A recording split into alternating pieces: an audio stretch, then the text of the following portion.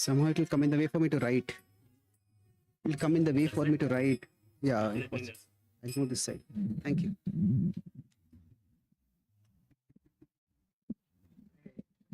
Sankirtan ki. Yeah. Yeah.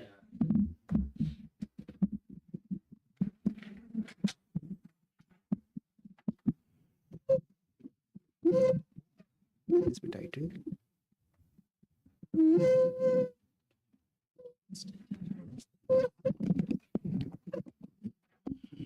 So I'm delighted to be here with all of you today. And thank you for coming in the morning. And so I'll speak today, morning and evening, based on this verse from the Bhagavad Gita. This is about austerity of speech.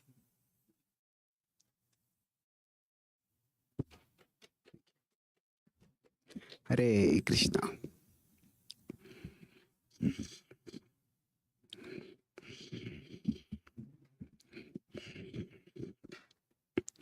Om Ajnanatimirandhasya Jnananjanashalakaya Chakshurunmilitam Yena Tasmai Shri Gurave Namaha. Nama Om Vishnupadaya Krishna Prishtaya Bhutale Shrimate Bhakti Vedanta Swami Iti Namine. Namaste Saraswati Deve Gauravani Pracharine Nirvishesha Shunyavadi Paschatya Deshatarine Vancha Kalpatarubhyascha Kripa Sindhubhya eva cha Patitanam Pavanebhyo Vaishnavebhyo Namo Namaha. Jai Shri Krishna Chaitanya Prabhu Nityananda Shri Advaita Gadadhara Shrivasadi Gaura Bhakta Vrinda. Hare Krishna Krishna Krishna Hare Hare Hare Rama Rama Rama Hare Hare. Hare Krishna. I'll just explain this verse. So I'll take this verse. I'll take one more verse. Let me see if I can open both of them together. I'll explain the verse. We'll recite it a few times and then we'll discuss. This is knowledge in the mode of ignorance. So here, can you see this also from there? Okay. So yattu krutsnavad ekasmin. Krishna is saying over here that yattu, those who think krutsnavad, krutsna is everything, ekasmin, those who take one thing and equate it with everything. Yattu krutsnavad ekasmin. Can you recite it? So karye is action. Saktam is attached.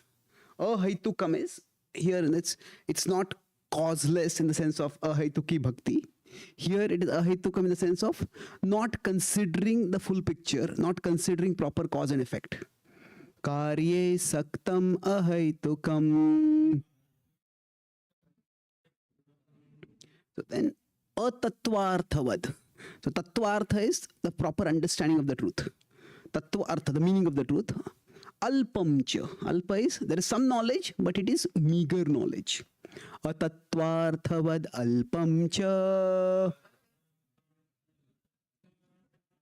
Tad, that tamasam udaharatam.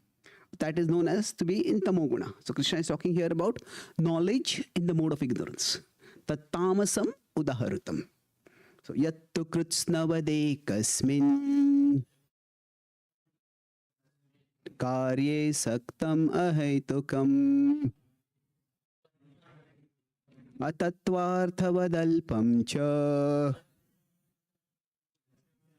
tattamasamudarutam. Yattu krutsnavade kasmin karye saktam ahaitukam atattvarthavadalpam cha tattamasam udarutam. So let's try to recite it together, no? Not responsively, but collectively. Together.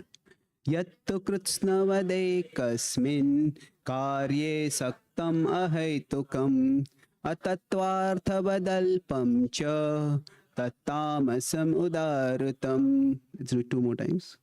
Yattu kritsnavade kasmin karye saktam ahaitukam atattvarthavadalpam cha tattamasam udarutam. Yattu kritsnavade kasmin karye saktam ahaitukam atattvarthavadalpam cha tattamasam udarutam. Thank you. So, disconnected, connected again. So today, in this first part, we'll talk about broadly how conflicts originate. And then in that itself, we'll talk how to minimize the possibility of the origination of the conflicts. And then in the second part, today evening, we'll talk about how conflicts escalate. And then how to prevent that escalation. Now, broadly speaking, I was just in one city, and that it is said about Srila Prabhupada. It is said that he built a house in which the whole world can live. So this devotee was telling that Srila Prabhupada built a house in which the whole world can fight. What he meant by that was, it was not sarcastic. What he was saying is that if somebody comes to spiritual life, so they have to have a strong inner compass, because practicing spirituality means to some extent going against the way of the world. And once we have a strong inner compass, then when we start practicing spiritual life also, it's not that inner compass will go away. It needs to be there. And because of that, just as we may have differences with people who do not share our values in terms of, say, spiritual values versus material values, even within the devotee community also, it may happen that we may not be able to share, or not everybody in the devotee community may share our values. And that's why the point is that Srila Prabhupada has built a house big enough in which people can have differences of opinion. And just because of difference of opinion, they don't have to leave the house. Just like any house, there will always be some conflicts. So when conflicts arise, Prabhupada has built a house big enough that despite having the conflicts, we can live gracefully with it. So now there are many reasons for conflicts occurring, but at a basic level, in one sense, we can say, if somebody is trying to serve Krishna, somebody is trying to practice bhakti, then that is a unifying foundation for all of us. And that is definitely true. See, Krishna says in the Bhagavad Gita, Mam Anusmara, and then he says, Yudhyacha. So Yudhya is fight, Anusmara is remember. Now the thing is, with respect to Anusmara, there is no competition. In the sense that if I am remembering Krishna, that is not going to intrude for you in any way. But when it comes to Yudhyacha, when it comes to actually serving in the world, there is always going to be some competition. Simply because the resources in the world are limited. There are limited resources. So for example, if we have a program, and say 2 people want to cook for the program. Now one person wants to say, let's make halwa this week. Somebody says, no, we make halwa all the time. Let's make jalebi. That's a difference of opinion. Now we neither have the time, nor the finances, nor the bandwidth to actually make both. And we'll have to make one choice. So in terms of remembrance, there will not be differences. In terms of service, there will be differences. So at a basic level, because we are doing service in the material world, there will be some differences. say if we want to expand outreach, okay, we have a program here. Should we do a program in that area or that area? Now we have only enough resources to go to one place at a time. So then there'll be some differences because of that. So in one sense, these differences are unavoidable. Now when these differences arise, so how do we tackle them? Now some differences could be, say, if there's a program in India, if we have a program, should we do it in English or Hindi? Now we may decide that's based primarily on the speaker knows both languages. Then for the speaker's consideration is primary. The second is, what is the audience preference? Then beyond that, we may decide that, okay, this is the particular demographic we are trying to reach. And then based on that, we may choose a particular language. So now some people may not be happy with that. So the fact is, when we are trying to remember Krishna, there is no conflict. But when we are trying to serve Krishna in this world, there will be differences of opinion. So in one sense, you could say, if this is the Krishna consciousness movement, in this Krishna consciousness movement, we can say that Vrindavan is the place where everyone happily remembers Krishna. So Vrindavan and Kurukshetra both have to exist side by side. So what happens in Kurukshetra? Fighting happens. So it's like we have to be in Vrindavan and Kurukshetra almost at the same time. So, and we want to make sure that all of it doesn't become Kurukshetra. And although we would like all of it to be Vrindavan, that's practically not possible. Because this is the world. Even if we don't have differences of opinion among each other, we may have differences of opinion with the world. And some amount of conflict is going to come. So this combination of Vrindavan and Kurukshetra is actually seen in the Bhagavad Gita in 9:13 and 9:14. 9:13 is talking about inner remembrance. Mahatmanastu mam partha daivim prakritimashritah bhajantyananya manaso gyatva bhutadim avyayam. So describe these Mahatmas, these great devotees, what do? Bhajanti ananya manaso. There is no distraction for them. They're just immersed in the remembrance of Krishna. Ananya manaso.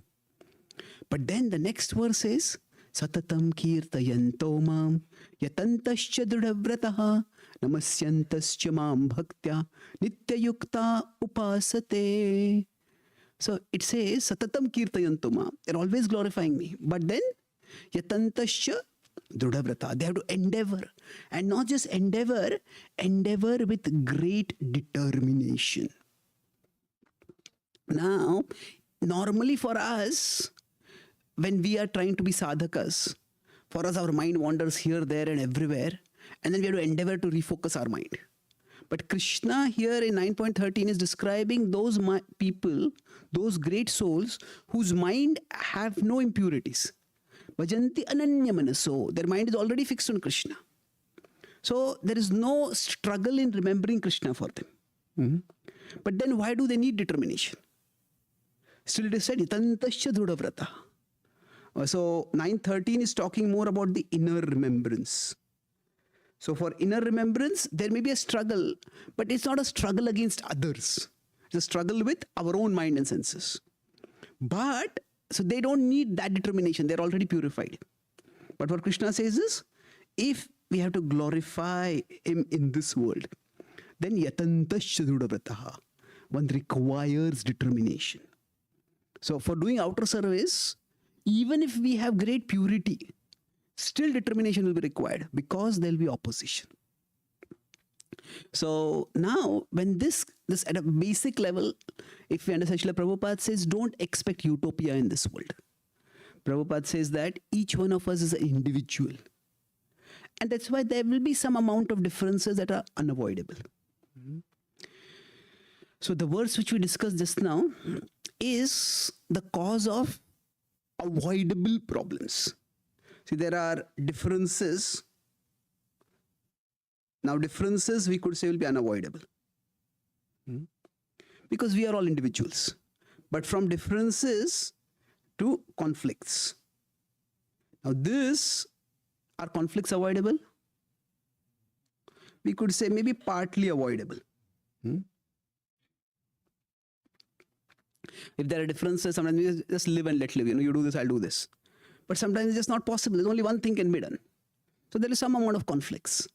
But from conflicts, what is something is actually hatred, antipathy. So hatred, this is avoidable. In fact, this needs to be avoided. Now there is a difference between anger and hatred. What do you think is the difference between anger and hatred? Okay, first of all, how many of you think anger and hatred are the same thing? There is a difference. How many of you think there is no difference? Okay, how many of you think there is a difference? How many of you think the difference does not make any difference? Okay. So, what do you think is the difference between anger and hatred? Okay, so hatred is continuous. Hatred is long lasting. So it is, what about anger? Yes, generally anger is short lived. And then as a consequence of that, there is one more difference. Anger generally is impulsive. Just get an urge and we feel a surge of anger within us, we speak something, we do something. But hatred is not impulsive, it is calculative. Calculative means that a person plans in cold blood. This is how I'm going to hurt this person.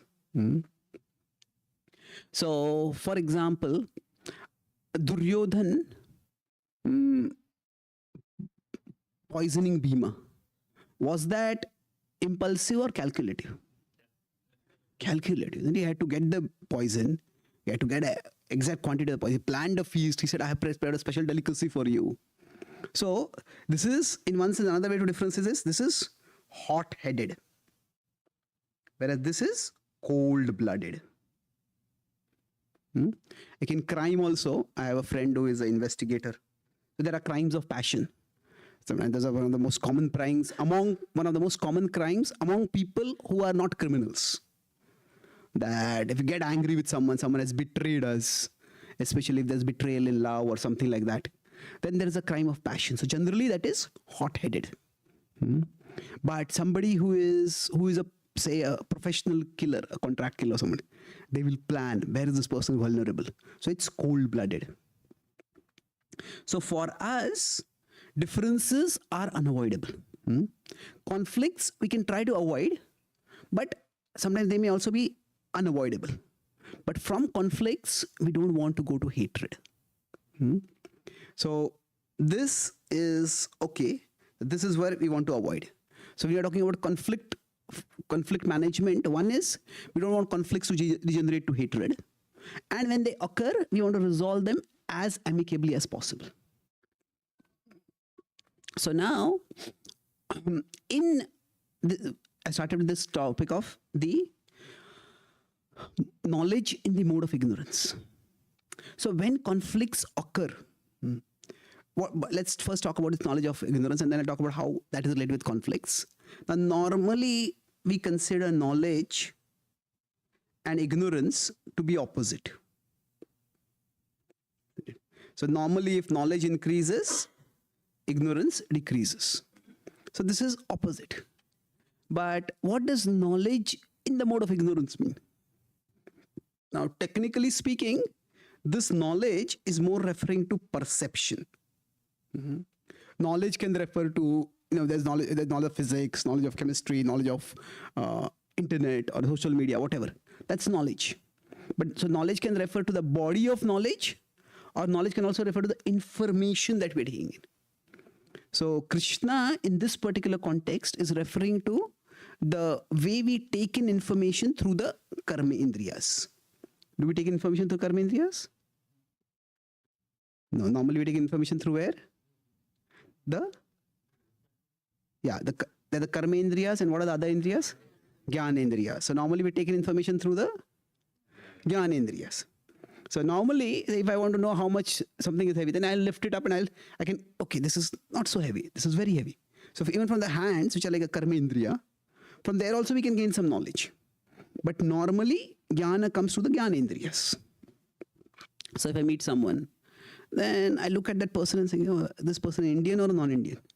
Person South Indian, North Indian. This person young, middle-aged, elderly.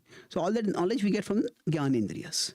So Krishna is talking about our perception over here. So the way we perceive things, it can be in sattva, it can be in rajas, it can be in tamas. So these three gunas, sattva, rajas, tamas, they can be understood in many different ways. One way is that some people make things happen. Some people watch things happen.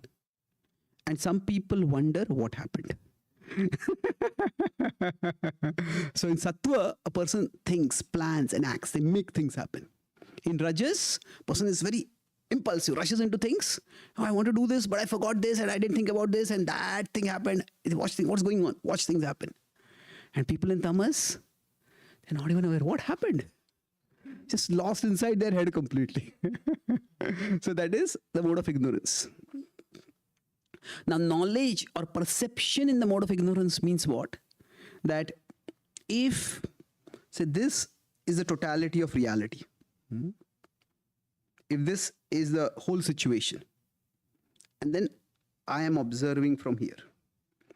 Now, probably from here, I can see only this much. And that is fair enough, because that's what I can perceive. But when I equate, so yattu kritsnavad ekasmin. Ekasmin is one fragment of reality. But when I equate this with kritsnavad, kritsnavad means I equate this with the whole thing. So when we equate one small part of a reality, of a situation, with all of the situation, that's when we end up getting knowledge in the mode of ignorance. What does it mean in this case? That we know something, but in one sense, what we know blinds us to what we don't know. Yes, I know this, and that's all there is to know. You know, you spoke like this. And how could you have spoken like this? If you spoke like that, you are a terrible person. But try to understand in what context I was speaking it. Oh, but how could you speak like that? I don't care for the context.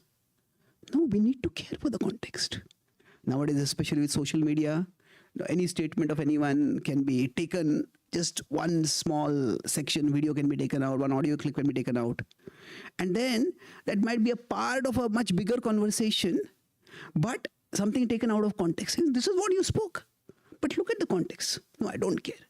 So if, when we say knowledge in the mode of ignorance, the knowledge itself keeps us in ignorance. We know something, but what we know blinds us to what we don't know. So it is knowledge that perpetuates ignorance. That's why it's called knowledge in the mode of ignorance. So this is, for example, seen in biases. So now biases, are biases true or untrue? What do you think?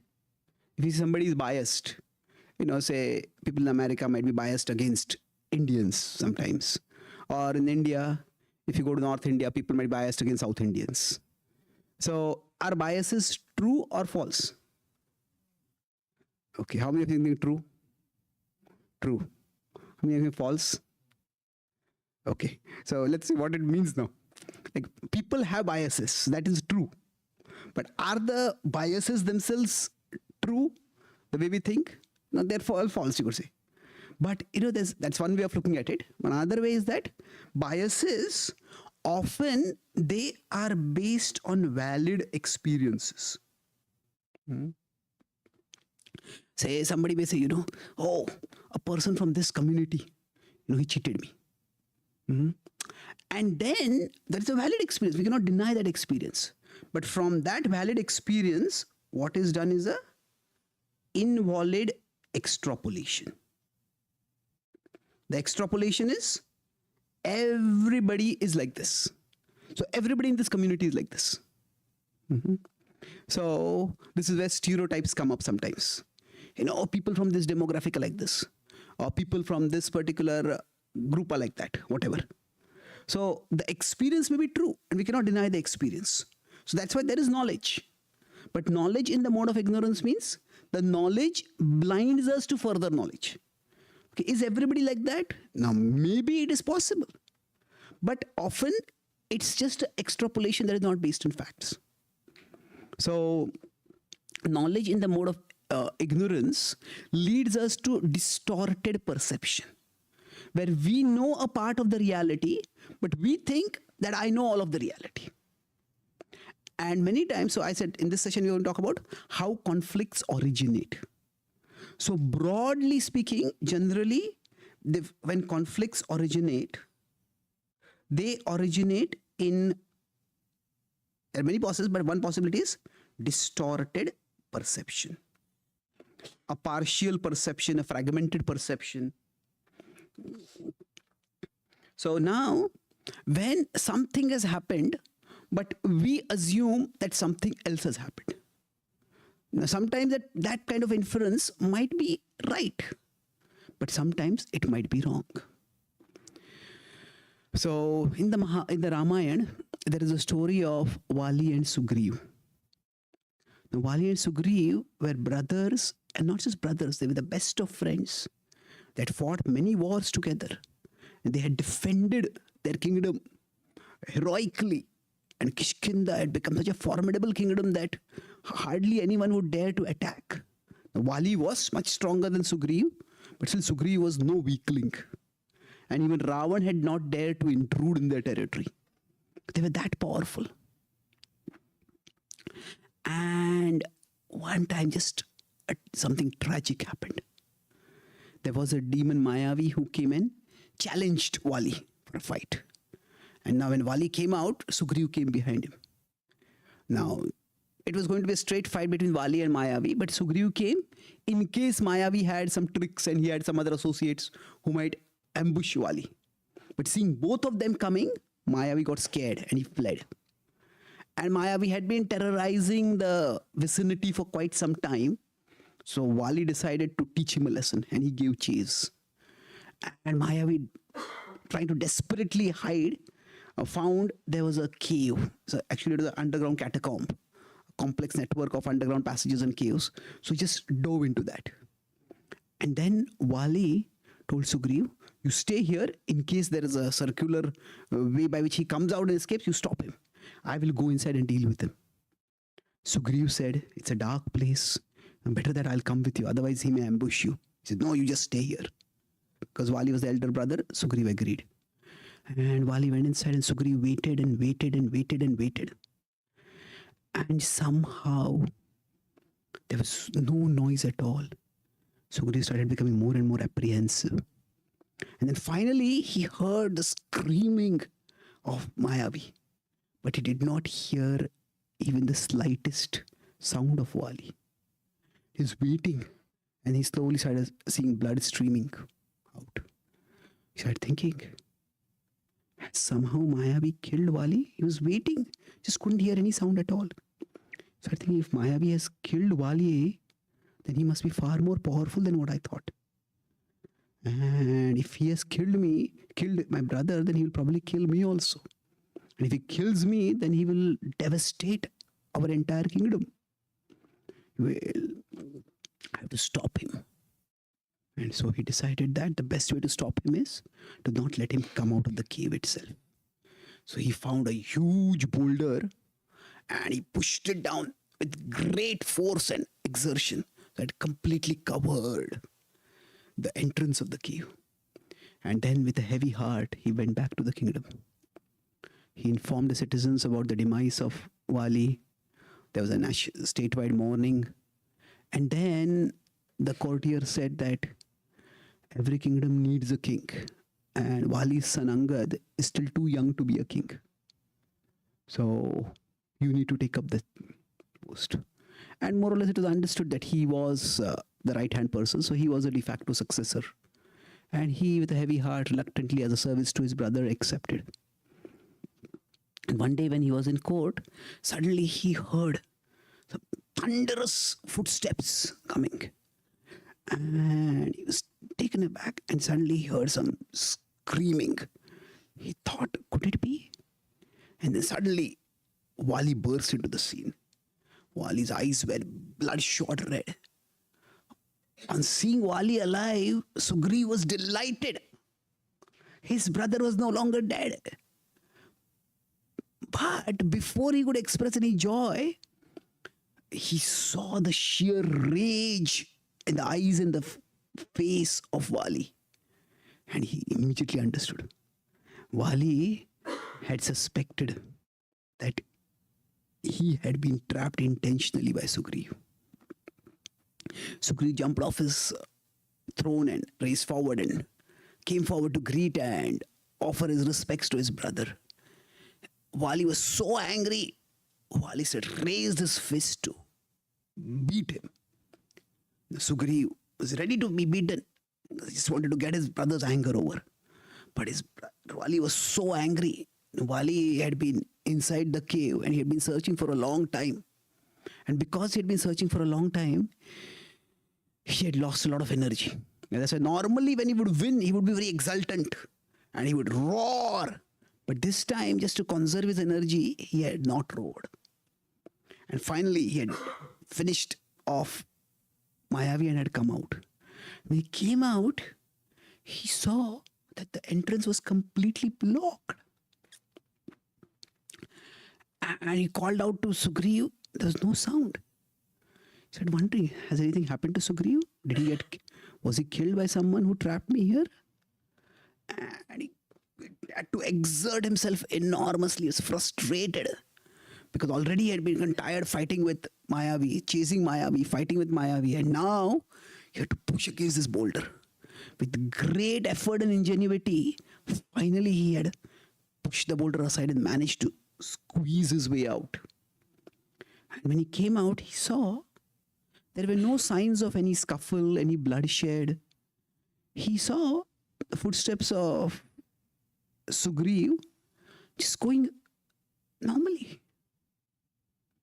He started thinking, what happened? The suspicion started coming in his heart. Did Sugriv betray me? Did he want the throne and that's why did he actually try to have me trapped? And then he charged back into the kingdom. And when he saw Sugriv on the throne, his suspicion was confirmed for him. He felt so angry at being betrayed. He started pounding Sugriv. Sugriv was trying to explain, clarify. But Wali was in no mood to listen. And then finally, Sugriv realized that the way Wali is right now, he knew about his brother's anger. So he decided that, let me just go away. Let me just go away right now. When he cools down, then I'll come back. But unfortunately, Sugriv's running away was seen by Wali as confirmation of his guilt. He was not guilty. Why did he run away? Now, after this, the courtiers and others tried to clarify. And the more they tried to clarify, the more Wali became angry with them. He said, he told you a story and you believed it. Did not one of you try to confirm? Did not one of you come there to see actually whether I have been killed? How could you have believed him like that? You didn't know my power? Do you think any ordinary demon could have killed me? And the more anyone tried to tell Sugriv's side of the story, the more he got on their case. And then afterward, everyone fell silent. Now Sugriv tried to talk with Wali. But whenever Wali would see him, Wali would just get angry with him and try to beat him up. So now normally, when we say that if somebody is angry, let some time pass. Now, with the passage of time, what happens? Anger, it cools down. But it's not that simple. Anger with a little time It's some time, it becomes cool. But if there's too much time, it becomes cold. It doesn't become cool, it becomes cold. So what that means is, it's like if you have a fracture, then they're told keep your hand in the cast. So some amount of time the hand has to be kept in the cast so that the wound is not aggravated.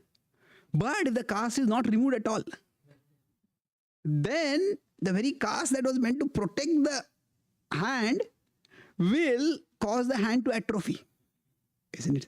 So too much time passing is not healthy. So here what happened was a classic and tragic example of knowledge in the mode of ignorance. In one sense, both Sugriv and Vali, they made wrong inferences.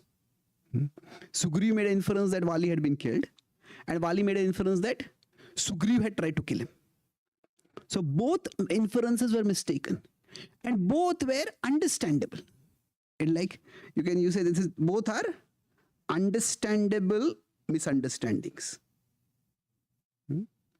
It is fairly understandable that both of them could have thought this way. But the difference was between Sugriv and Vali was that for Sugriv, there was too much at stake to verify. Why? Because if Vali had actually been killed and if he went inside to see and that demon ambushed him over there, he would be killed. Now for Vali, there was not so much risk. Vali was anyway stronger than his brother. Now Vali was already in his kingdom. He had all the resources of the kingdom with him. He could have tried to verify. We have lived together. We have been brothers. We have been friends. What made you betray me like this? How could you have done like this? So unfortunately, Vali just did not give Sugriv a chance to tell his side of the story. So that's why what we know can blind us to what we don't know. And when this happens, that's when conflicts escalate. So sometimes differences of opinion and misunderstandings because of that. So the differences of opinion are one thing, misunderstanding is another thing. But they all sometimes are just unavoidable. Differences of opinion may be just because of individuality. Misunderstandings may just be because of circumstances.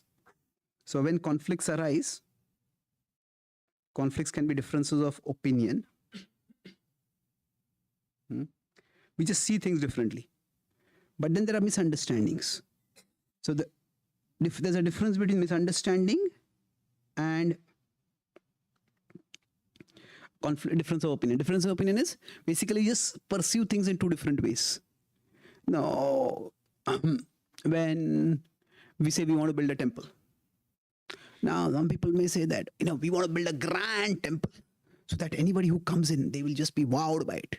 Just this will become a tourist, it'll come on the tourist map of the city, and then automatically it'll attract people.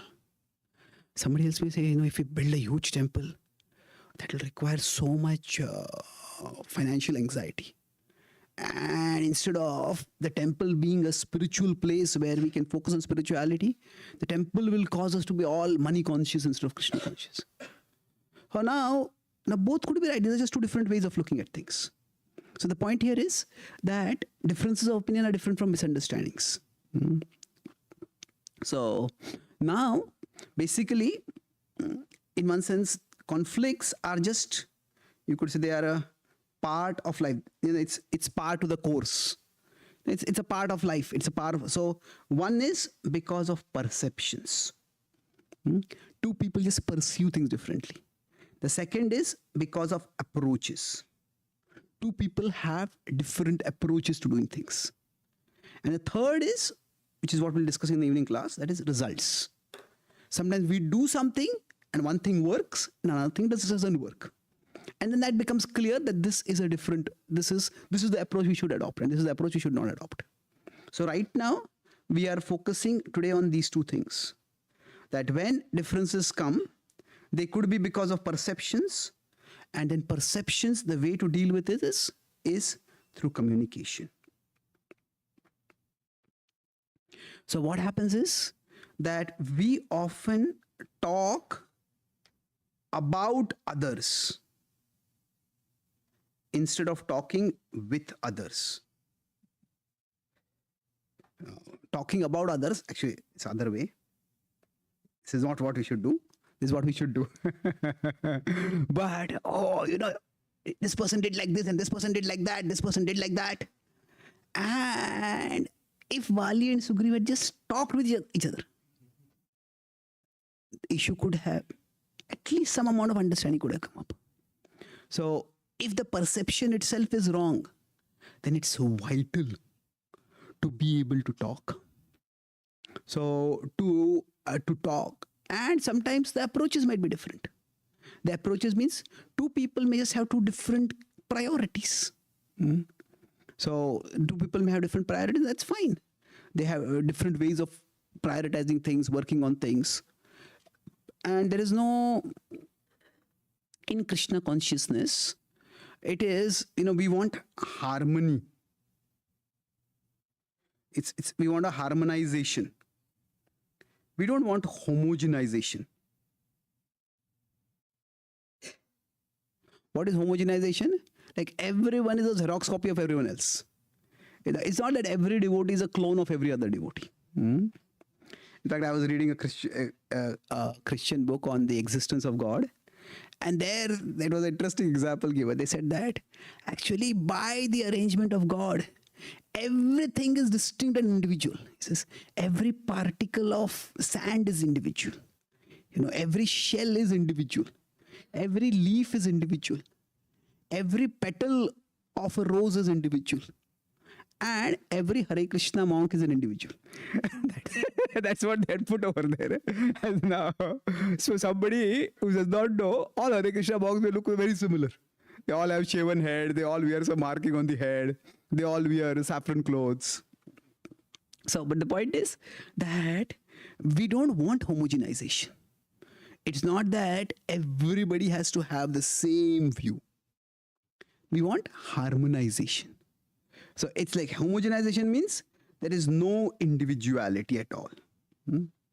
When I started saying about Vrindavan, in Vrindavan, it is not all the gopis, they look exactly alike. It's not all that all the gopis have the exact same skill set. Each gopi has her own personality. Each gopi has her own talents. And each gopi does her own services. So when they're cooking for Krishna, then they all plan. I'll cook this, I'll cook this. So there's no homogeneity. But there is harmony. So harmonization means that there is a shared purpose. There is a shared purpose that unifies, that brings harmony. So for us, we cannot have this thing of approaches cannot be the same. So if there is communication, then what will happen is the perceptions can be addressed. And similarly, through communication, there'll be clarification. Okay, this is what actually happened. But through communication, when there are approaches, there will be not so much clarification as acceptance. Okay, that's the way you want to do things. That's fine. That's not the way I would do things. But that's okay. I understand why you are doing that. It's, in one sense, when there is clarification, we understand actually there is no disagreement only. It was just a perception that was wrong. But when there are approaches of difference, so here basically, it's like, how should I put it here? There is no disagreement in perceptions. Once the perceptions, okay, let me put it here. Once there is clarification, we realize there is no disagreement. It was just a miscommunication. But here, we basically agree to disagree. That I want to use this approach, but okay, if this is the approach you want to use, that is fine. We agree to disagree. So I'll give two more short examples and then I'll conclude and we can have some questions. So with respect to perceptions, now I was once in the Radha Gopinath temple and I gave in a festival class, And after the class, there were a lot of question answers. So I was attending the answer, giving the answers. And after that, went down to the kitchen for prasad. And there had been a feast, but because I came very late, most of the feast was over. And there had been a sweet, but the sweet was over. So I sat down to take prasad. I was feeling a little bad. And then I saw there was another senior devotee. And he was taking prasad. And in his plate, there had been sweet. His sweet was over. And then he was asking Sarva, is there any more? Is there any sweet? And the Sarva said, no, Prabhu, there's nothing. And he was asking another Sarva, is there any sweet? Asking everyone. I said, I was thinking, you already had one serving. And the servers are telling you, no, why are you asking again and again? And because he was a very senior devotee, and that's because he was asking, that's why everybody was running around. Is there some sweet? Is there some sweet? And then finally, as he was asking again and again, I was feeling really annoyed. There's no culture over here, no courtesy. And then finally, sometimes when devotees are serving food, they make their own plates before. So one of the servers had made his own plate before, and there was sweet in his plate. So he brought his own plate and started serving sweet. I said, this is just too much. You are taking somebody else's sweet. And then when that devotee is just about to serve that sweet, he said, no, I don't want it. He says, you should give it to him. He didn't get the sweet. And he pointed to me.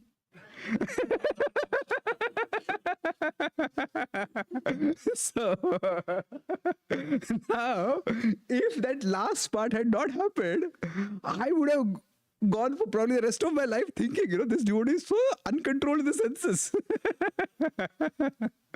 So now, again, this is a completely understandable misunderstanding, isn't it? So I pursued certain things and I made an inference from that. But this is where our perception can lead us to inferences which may not be right. I was in Rishikesh just one month or so ago. So Rishikesh is the world's yoga capital. But nowadays it has also become a tourist destination. People go there for bungee jumping and canoeing and other things like that. So, if somebody goes up the Himalayas and jumps down, we say this is quite dangerous, isn't it? But we may not want to do that kind of dangerous jumping, but we all do an even more dangerous jumping. That is jumping to conclusions. So we see certain things, and based on that, we jump to conclusions. So that is, rather than jumping to conclusions, okay, just try to clarify. Just try to communicate and gain some clarification. So where conflicts arise simply from fragmented perceptions, then it's something which can very easily be avoided. Generally, now sometimes I play the role of a mediator. So there's one side of the story, and then there's always the other side of the story, and then there is the story. So neither side has the actual story. The story is actually something third only. So communication is extremely important. Communication for clarification. And the second is with respect to approaches. This is a huge subject, but I'll just give us some simple points over here. That different devotees, even while serving Krishna, may prioritize different things. I do some online outreach. I have a couple of websites. So people ask me questions over there. There's one devotee who had joined and who had connected with me, and I told that devotee, you can go to the local temple. And then I had done a retreat, and he had come for that retreat. So he was telling me, I asked him, so are you connected locally? He said, it's a big mess over there. I said, really, what happened? He said, there are two groups of devotees, and both of them are congregation. There's no center over there. So one group, he said that they, on the weekends when they meet, they do Mangalarti at 4:30 in the morning. And the other group does Mangalarti at 5 o'clock. And the first group, when I went, they said, Prabhupada said Mangalarti means 4:30. If you are doing 5 o'clock, you are deviating from Prabhupada. It is not Mangalarti, it is Amangalarti. Krishna is not going to accept that arti. Now, this is such a huge extrapolation, isn't it? Okay, there can be many different factors. Maybe you are in a neighborhood where there is a lot of noise. In Radha Gopinath temple, where the temple is right in the middle of the city. So we used to have Mangal Aarti at 4:30, and within a month of starting the temple, not within a month, within a year, we had like 25 court cases from all the neighbors. So now we have Mangal Aarti at 5 o'clock over there. We have got like thick doors and close the doors. But if there are circumstances, so sometimes what happens is yattu krutsnavad ekasmin karye saktamahetukam. Take one thing and make it the most important thing. And if somebody is not doing this, then that person is a deviant. That person is somebody who is unfaithful. And this is where fanaticism comes in. We may think of fanatical or radical people as somebody who takes a gun and shoots others. Well, yes, that's one kind of fanaticism. But just like there can be a loaded gun from which you can shoot bullets. Now, our tongue is also like a loaded gun. And from that we can shoot bullet-like words. So essentially, what is fanaticism? Fanaticism is the idea that what works for me, that is the only thing that can work for anyone. That which helps me feel close to Krishna. That is the only thing by which anyone else can feel close to Krishna. So for example, if somebody fasts on Ekadashi without taking any water, so Nirjal, they fast, and they feel, yes, I'm doing some tapasya, I'm doing some sacrifice, I'm praying and I'm remembering Krishna at that time. That's wonderful, if that's how they feel close to Krishna. But because of that, if somebody starts thinking that anybody who is not fasting is not a serious devotee. In our temple, we had two groups. There was it was a joke. There's the Nirjal group and there's the Nirlajja group. So Nirlajja is the shameless group. So now it is not like that. It's not that simple. But what happens is that we reduce reality to black and white. And we just take one criteria. And this can lead to so many unnecessary problems. There can be such different approaches. And Srila Prabhupada was broad enough to accommodate different approaches. Right from the beginning of our movement itself,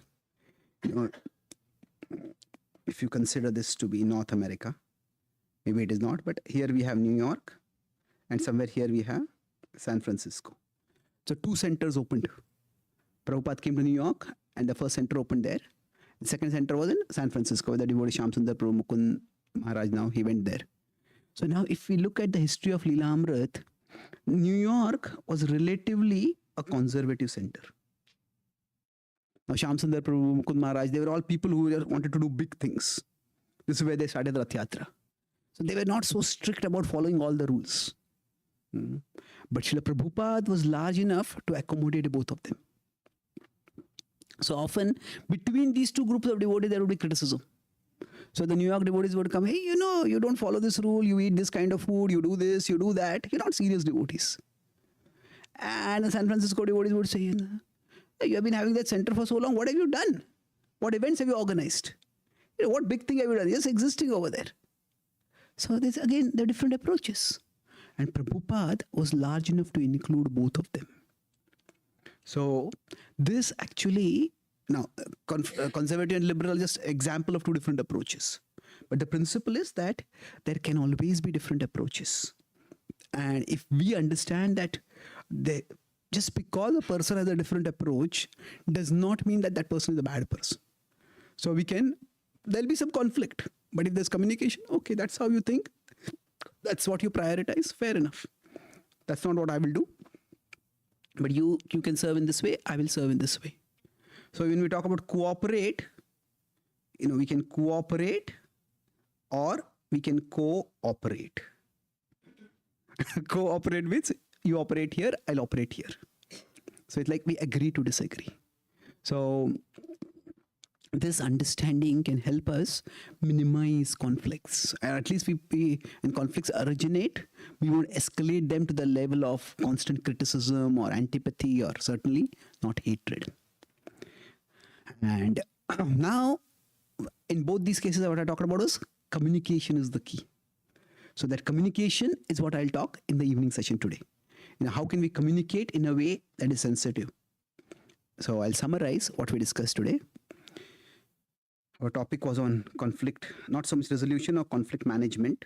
This is part one. So first point, I talked about how conflicts are unavoidable.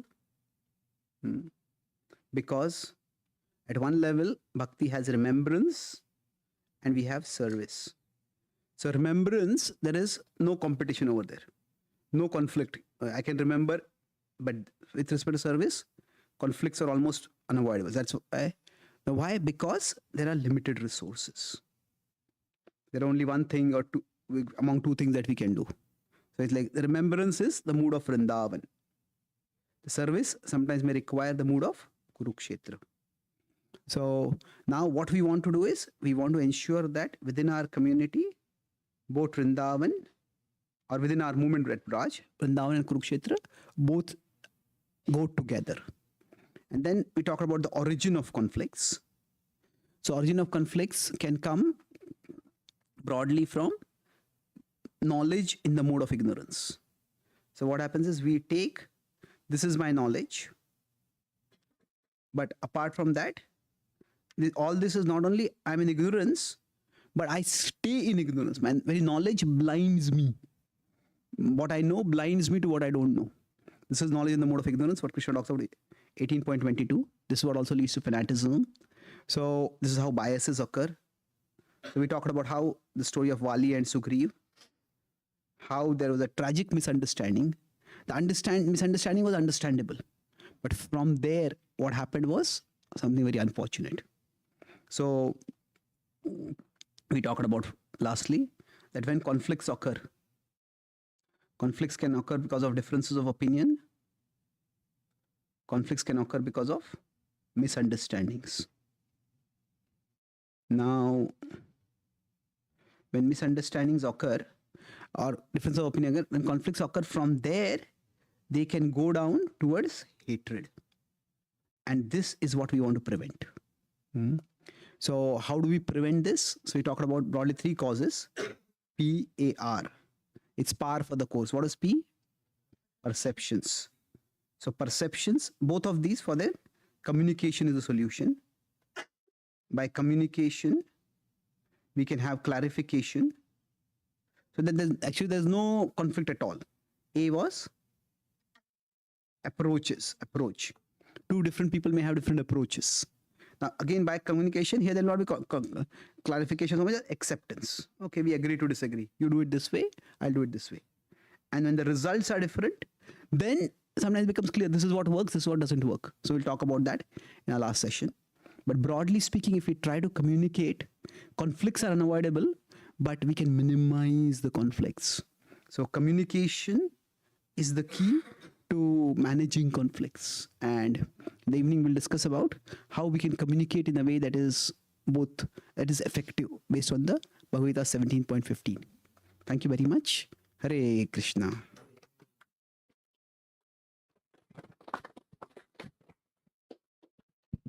Let us pray to Krishna. My dear Lord, this world is a place where misunderstandings occur so easily.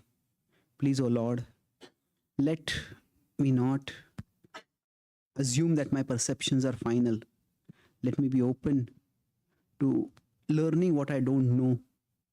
And let me, through communication, minimize the conflicts that do happen in the world. My dear Lord, this world is like a forest fire. Let me not fuel the fire. Make me an agent to extinguish the fires that are anyway set off. Krishna Bhagwan ki, Shri Prabhupada ki, Srimad Bhagavad Gita ki. Because please, if you have any question, please raise your hand. I can pass on the mic.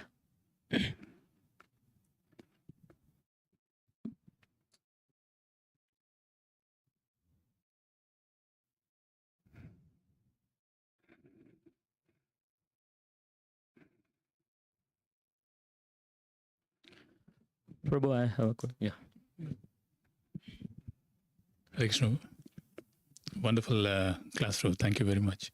Prabhu, I was meditating on the wonderful example that you gave about yourself. You put yourself in a very humble mood and put yourself, you were thinking about the other senior devotee. So, I was not in a humble mood. I was in a judgmental mood. right now, you're taking that humble mood of actually given that instant. So, Prabhu, if that didn't close, it's very natural for all of us to actually think that way, that, hey, why is he doing like that? We would just walk away from that, and that instant probably we would forget. But at that point, that thought would be there. So you had the fortune of actually getting closed in the sense. So how do we approach in a situation where most of the time it's not closed? It's just like we have a perception and then we leave. So I think it depends on two main factors. How much is that particular perception disturbing us? So if it is disturbing us, then we may have to go out of our way to seek clarification. That why is this person doing like this? We ask that person, or we ask someone who knows that person. We don't ask in a judgmental way, but just ask, I'm a little disturbed when I see this. So, and if it is disturbing us, then we have to do that.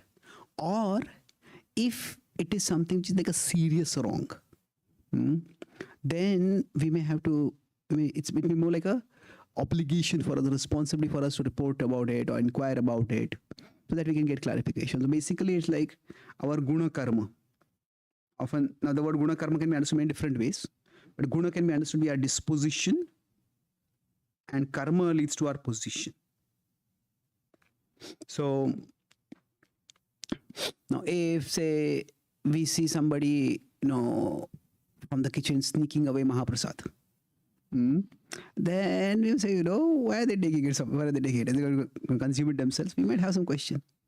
But say if we are Mahaprasadam in charge, then it's not just, it's our position. We have to ask about it. We have to ask it politely still. So in general, it depends on those two factors, whether we need to go out of our way to seek clarification. Okay. Thank you. Yes, Prabhu? Yeah, Prabhu. So Vali and Sugriva, you gave an example. So Vali is extremely powerful. So that it leads him that proudness, and Correct. he is not in a position to, he is thinking he is always right. Correct. So Sugriva had to accept because he is not that powerful enough. True. So in that case, cooperate will not work. That is the reason he went somewhere and stayed. Yeah. So cooperate is the correct for them, right? Yeah. But unfortunately, in that situation, Vali was not allowing them to cooperate also, because Vali was trying to assassinate Sugriva. So it went in a very extreme situation. But generally, if there's a power asymmetry, then trying to fight in that situation may just not work. So we may just have to move to a different situation. So generally, I use this acronym called MET. When we meet someone, I met this person. So met the situation means what? We really contemplated the situation. Any difficult situation we have met a difficulty. We broadly have three options to deal with it. One is mitigate. Mitigate is that is where we are and we fight in that situation. E is emigrate. We walk away from that situation. And third is tolerate. So now which of these do we do? It depends on time, place, circumstance. When Srila Prabhupada had started a temple in Jhansi, and he had started a league of devotees. And then the very people who were supporting him turned against him because they wanted to use that center for something else. The Prabhupada had the legal papers and he could have fought. But he said, these people are not serious. This is not a very big city. So it's not worth fighting. So Prabhupada just emigrated. When Prabhupada came to America, he was staying initially at the house of Sally and Gopal Agarwal. They were sponsors and they used to eat meat. And in the same fridge in which Prabhupada would keep his bhoga, they would have not just meat but even beef. And she had that Sally Agarwal had some sensitivity. So he said, Swami, I'm sorry, we have only one fridge over here. And Prabhupada said, think nothing about it. Now, why? Because Prabhupada saw that they are not really interested in becoming devotees. So for Prabhupada, that was just a transitional place by which he could stay in America and explore further opportunities. So he tolerated that. Would Prabhupada had come to know that in any of the fridges in our movement, there had been meat? Would Prabhupada think nothing about it? Prabhupada would not have let us think of anything except that. Isn't it? How did that happen? Prabhupada had taken the Ugra Narasimha Roop over there. That's what Prabhupada did later when the Jhut land was bought, and then the owner wanted to keep the money and keep the land also. Prabhupada said, if he wants to steal Krishna's land, he will have to go over my dead body. So Prabhupada fought over there. So generally for each one of us, we have to decide which one option do we take. It depends on our service. Now, if our service requires us to be in that particular place only, then either we have to tolerate or we have to mitigate. But if we don't have the power to fix that situation, then we have to tolerate it. But if a service does not require us to be there, then we can emigrate from there. So generally, these are three broad approaches that we have to deal with difficulties. Okay. Any last question? From Mataji's, any question? Wow, I thought that was a question. Raising hand. Okay. Hare Krishna Prabhu, that was such a wonderful class. So Prabhu, I have a clarification. So I want to, I don't think I can narrate the full incident, but let's say there is a conflict and we go ahead and communicate, but that leads to more conflict. And, that person is like now, because you have shared some information during the communication, now they are using it against you.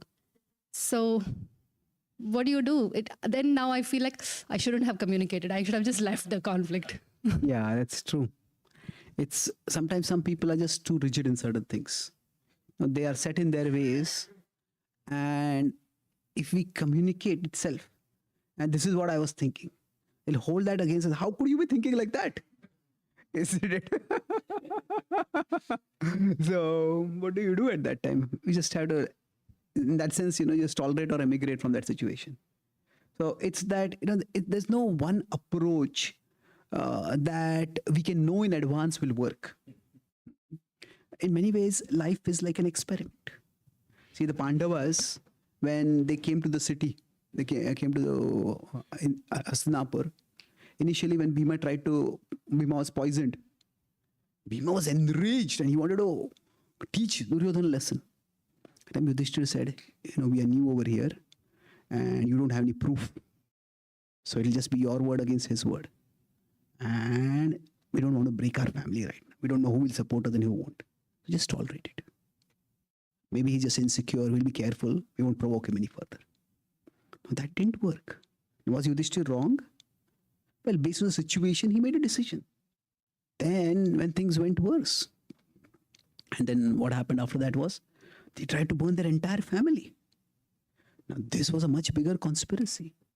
And Yudhishthira decided this time that we cannot go back there.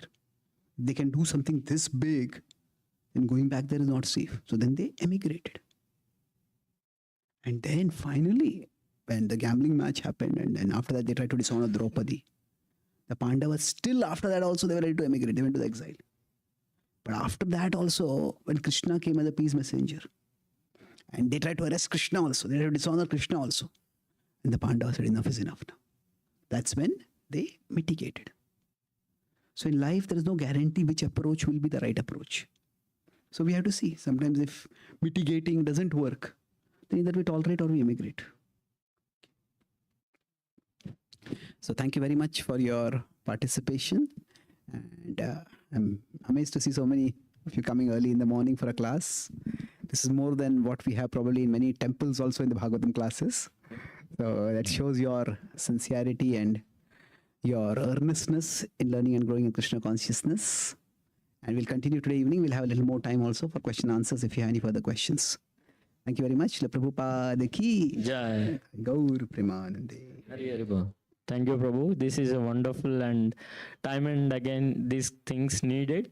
Even though we know we should be get reminded, and this will help. It will not completely eradicate, but it will reduce the conflicts and work in harmony. So this definitely helps. Thank you for taking time and enlightening us, Prabhu. Hare Krishna. We'll chant one time Hare Krishna Mahamantra, Prabhu's welfare, and